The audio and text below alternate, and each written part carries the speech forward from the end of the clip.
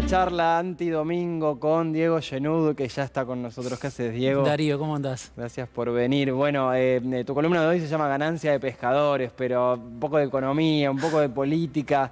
¿Quiénes son los pescadores en un momento tan... Iba a decir algo que son menos de las 10 de la noche. Tan malo a nivel global, guerra, pandemia acá, no hay un peso para repartirse. ¿Quiénes son los pescadores acá? Bueno, era un poco a partir del debate por ganancias de esta semana, el anuncio que hizo el gobierno finalmente para elevar el mínimo no imponible, todo el debate público que vimos entre Massa, Guzmán, después el acting ahí en la escalinata de la Casa Rosada donde se anunció con los jefes de la CGT. Por supuesto, una medida de justicia, de estricta justicia, creo yo, la de subir el mínimo no imponible, evitar que se trague el aguinaldo, evitar que ganancias se lleve lo que están obteniendo en paritarias algunos gremios importantes. Pero sí, la realidad es otra, la realidad de la mayoría de los asalariados es otra. Yo citaba un informe de una consultora de Zona Jobs, que vos la debés conocer. Bueno, hoy Argentina, el salario promedio registrado está entre los más bajos de América Latina, es el más bajo de América Latina. En contraste con lo que siempre añora la vicepresidenta cuando dice, cuando me fui en 2015, teníamos los salarios más altos en dólares de América Latina, hoy 630 dólares medido al dólar MEP. Es una comparación que intentan hacer para ubicar a la Argentina en este momento en el mapa regional, ¿no? No es la realidad de los trabajadores mejores pagos, del sindicalismo de mejores sueldos, la de la mayoría, lo sabemos. La mayoría está más cerca, en un país que tiene 1 de cada 2 trabajadores hoy en la informalidad, según algunos indicadores, está más cerca de ese otro indicador. De 600 dólares gana la mayor parte de la población según este estudio. Es una referencia, por supuesto. Y en contraste con eso yo decía, bueno, hay sectores que están ganando. También citaba un informe de otra consultora de Cogou. Bueno, los importadores. Sí, obvio. Es que yo pensaba esta semana con todo lo de Massa, que bueno, ha seguido también el tema 2013, 2015, donde ganancias era un tema re de agenda, porque había 2 palos de trabajadores que lo pagaban, porque esa diferencia era muy fuerte. Primero, que lo que acabas de decir, una irregularidad muy fuerte en el mercado laboral, también lo decía recién Cristian Castillo. Y en segundo lugar, que... con el nivel, que un poco se lo dice Massa a Guzmán, con el nivel de inflación que tenés, todo va acortándose, todo beneficio va acortándose, y ahí tenés así a un montón de trabajadores que ni siquiera los alcanza este beneficio. Sí, así bueno. Que, no, quiero decir, con esto, a esto iba, la pregunta era, no es que antes decías, bueno, Massa actualiza o logra que se actualice ganancias y electoralmente es bien lineal. Hoy ni siquiera se sabe, ¿no? Sí, y además, bueno, no es retroactivo en este caso, es a partir del 1 de junio. Sí, digo, pero... es un caso extraño también en ese punto.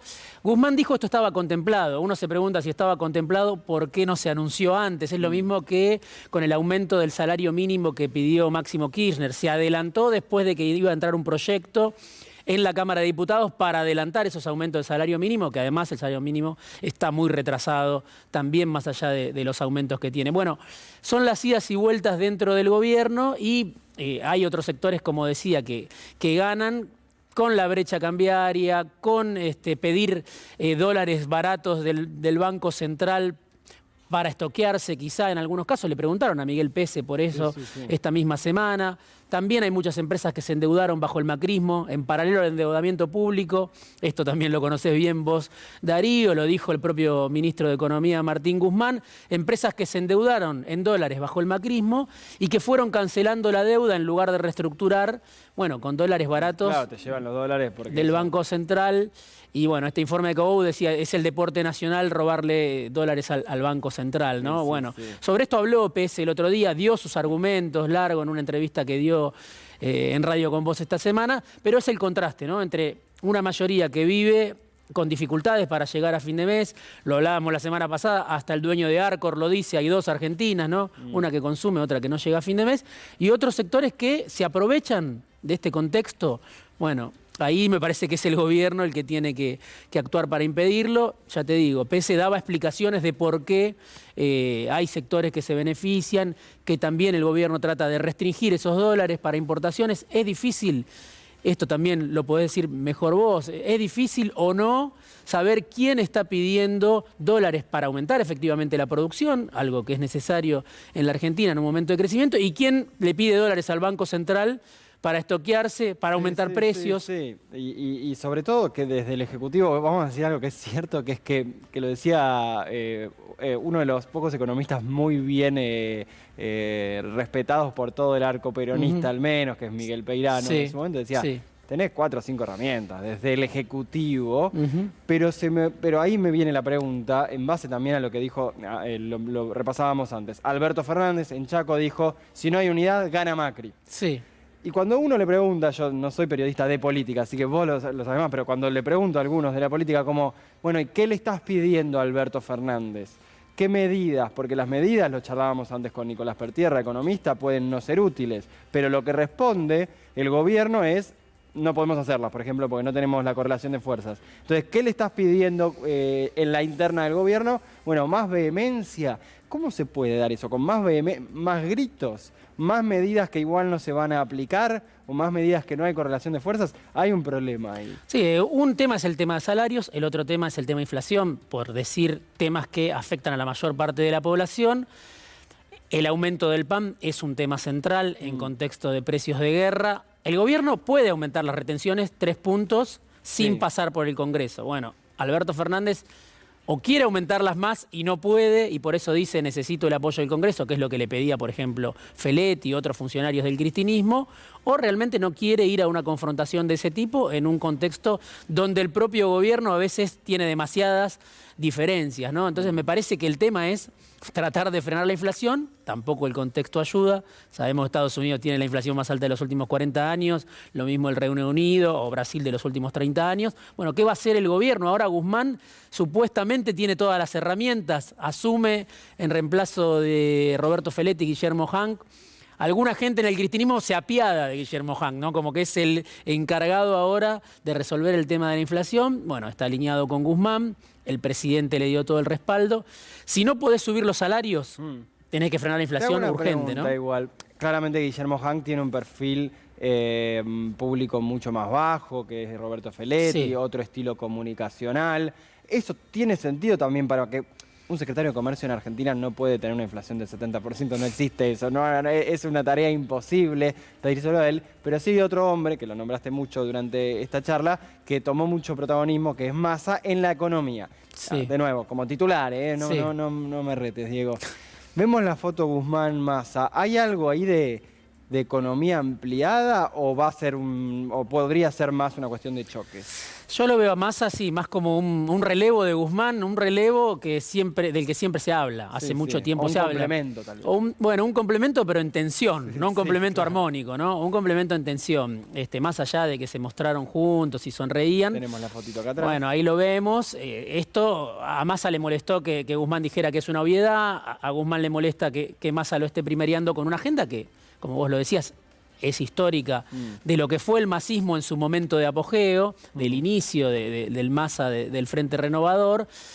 Siempre se habla de cambio de gabinete, Massa con un plan de un superministerio. Se ha hablado muchas veces. Hasta ahora lo que vemos es Alberto respaldando muy fuerte a Martín Guzmán. El otro dato de Massa es una aparición con Sergio Berni, ¿no? Sí, la foto en Las Heras. Importante porque, bueno, vemos cuál es el perfil de Berni. Hoy muy enfrentado con el presidente, también con la vicepresidenta, según me dicen a mí, con una distancia con la vicepresidenta hace tiempo, y hoy sostenido, te diría yo, como ministro de Seguridad por Axel Kicillof, sobre todo, que lo tiene ahí como una especie de pararrayos a Sergio Berni. Ahora, en lo ideológico, sobre todo en temas de seguridad, Massa y Berni son muy parecidos, ¿no? O sea, tienen coincidencias desde hace mucho tiempo, pero habían tenido un episodio que los distanció en su momento, que fue el robo a la casa de Massa en el 2013, cuando Massa era candidato del Frente Renovador. Massa, Malena Galmarini lo responsabilizaban a Berni porque fue un prefecto el que fue condenado por ese episodio. Un episodio que quedó en el tiempo, pero que hasta hace poco todavía explicaba la distancia entre Berni y Massa, que son, ya digo, similares por lo menos en temas de seguridad. ¿Qué quiere decir esta foto? ¿A dónde apunta? Apunta a un 2023 donde Massa se imagina compitiendo en una PASO dentro del Frente de Todos, por supuesto, ¿no? Y Berni compitiendo en la provincia. ¿O Berni también quiere jugar a ser el Milei peronista, como decían algunos? Diego, hoy estuvimos hablando mucho de Milei, de la derecha, de hablar de la libre portación de armas, de lo que pasa en otros países. Y evidente, Y cada vez que se habló mucho del tema seguridad o inseguridad, bueno, salía por lo general Bernie o alguien dentro del peronismo decía, che, esta agenda no la podemos dejar de lado. Bueno, evidentemente hay una visión de eso. Sí, sí. Lo de Bernie, por momentos, cuando uno lo escucha, parece que está fuera, ¿no? Del frente de todos. Sí, sí, directamente, claro. Bueno, hay que ver qué puede pasar hacia adelante. Pero es funcionario, digamos, no está fuera. Es funcionario, está sostenido por Kicillof. Y también Bernie es alguien en conflicto con Máximo Kirchner en su momento, por cuestiones de lugares, por cuestiones de listas, alguna discusión subida de tono que hubo entre ellos. Bueno, Massa lo rescata de alguna manera a Bernie para el frente de todos, mirando en 2023. Y el otro dato es el de Alberto en Chaco, ¿no? Importante, ¿por qué? Porque Capitanich es el mismo gobernador que por un lado se anota en la carrera hipotética de una gran paso en 2023 y por otro lado es el que llevó a Cristina hace un mes a Chaco. Ese síntoma, ese signo de Alberto de ir a Chaco, para algunos que defienden la idea de la unidad, bueno, fue un buen gesto del presidente de decir, voy a Chaco, quiero la unidad del Frente de Todos. El mensaje de Alberto de decir, bueno, la derecha maldita. Bueno, es el fundamento principal de la unidad en lo que es el Frente de Todos. Puede ser un eslogan ya fuerte para el año que viene, evidentemente. Cuando nos dividimos ganó Macri, puede ser parte del eslogan de un Frente de Todos que se inscribió en Chaco, o sea, hizo el trámite lo burocrático, Alberto Fernández ahí en Chaco. Veremos si adelantando lo que viene para el año que viene o para qué. Pero quería preguntarte, Diego, por la oposición. Que siempre hablamos un poquito. Más allá de lo que se unen en los canales de televisión, gritando, por ejemplo, que los buenos tienen que tener armas. ¿Qué estuviste viendo esta semana? Bueno, importante la convención del radicalismo por varios motivos. Por un lado, el hermano de Facundo Manes queda al frente de la convención, Gastón Manes. El viernes, bueno, posible candidato a presidente del radicalismo, yo diría el que más chances tiene, viene con la fama del outsider, ¿no? Para esta temporada de outsiders, el radicalismo tiene un resultado positivo en la provincia de Buenos Aires. Naturalmente, ese radicalismo tiene más coincidencias con Larreta que con Macri, ¿no? Sin duda. Y ayer lo vimos también a Larreta, presentando a Lustó prácticamente como candidato en la ciudad de Buenos Aires. Probablemente no sea el único, está Jorge Macri, otros todavía piensan en Vidal. Pero digo, Larreta con el radicalismo arma una escena dentro de Juntos. Contracara de los más extremos. Sí, más allá de que Manes con Larreta no se llevan muy bien. Creo que no hay ninguna foto donde estén juntos. Mira, que es una cuestión más personal. Sí, me parece que Manes con Larreta mucho no va, pero el radicalismo en general va más con Larreta. Son aparte muy antagónicos en términos de uno muy coacheado, muy preparado, y el otro que se muestra muy natural. Manes se muestra muy de la gente y demás, cuando también está en sus charlas, porque aparte viene de eso también. Pero claro, el factor común no deja de ser un Mauricio Macri que juega para todos lados. Claro, Macri, si fuera por él, cuando uno consulta, cuando pregunta, bueno, obviamente está más cerca de Milei y de Bullrich sin duda, que de Larreta y del radicalismo. Algunos al lado de Macri dicen... Qué raro lo que está pasando en Claro, me voy con Milei, dicen algunos al lado de Macri, gano en lo electoral y gano en lo ideológico, en la cohesión ideológica, porque pienso más parecido a Milei y además Milei está hoy midiendo... Bien, algunos macristas dicen mide más Milei que el radicalismo, por eso le recomiendan a Macri, bueno, de última, armar por otro lado. Ahora, un solo dato te digo yo veo otra estrategia de Larreta, veo una estrategia más amplia de Larreta lo plantea, pero en lo político, en lo económico, si uno mira los economistas que consulta Larreta, y vos lo sabés también, Darío, son muy parecidos a lo de Macri. No solo Lacunza, Melconian, Broda, Cavallo, digo,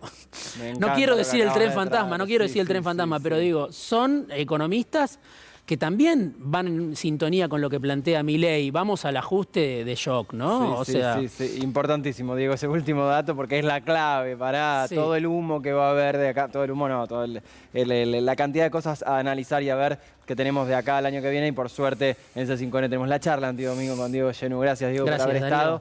Y gracias a todos los que estuvieron acompañando durante esta hora y media, y ahora los de conflicto de intereses que me albergaron bien estas 2 jornadas. La que viene, domingo que viene a las 20, vuelve el conductor Juan Amorín. Ustedes se quedan en la continuidad.